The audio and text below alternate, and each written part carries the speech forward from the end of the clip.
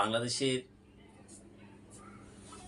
যে ধর্ষণ মামলা, আমরা বলতে চাই যে বাংলাদেশের ধর্ষণের সর্বোচ্চ শাস্তি ডিফারেন্ট কিছু অন্য অন্য কান্ট্রির সাথে বাংলাদেশেরটা একটু আলাদাভাবে পাস করা উচিত। আমার মনে হয় কি যে যারা ধর্ষণের এরকম যে যারা আছে, যে জালিম আছে, তাদেরকে আদালত থেকে রায় দেওয়া হবে যে জনগণের মাঝে 10 মিনিট ছাড়িয়ে দেওয়া।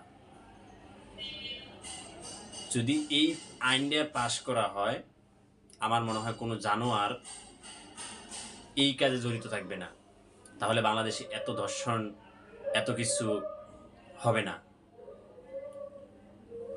এই নরফিসাস শিক্ষা পাবে যে জাতির কাছে যখন ঘন দোলাই খাইয়া 10 মিনিট, অনলি 10 মিনিট ছেড়ে দেওয়া হবে, সেখান থেকে যদি সে বাঁচতে পারে তার জীবন নিয়ে, তাহলে তাকে সেখান থেকে ছেড়ে দেওয়া হবে, এতটুকু পর্যন্ত শাস্তি দেওয়া হোক।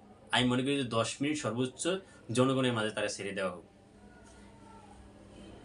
তাহলে 10 মিনিট ছেড়ে দিলে এনাফ।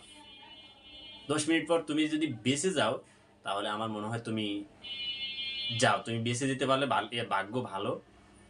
আর আমার মনে হয় না যে 10 মিনিটে এত জনগণের এই দোলাই খেয়ে তুমি আর বাঁচবা।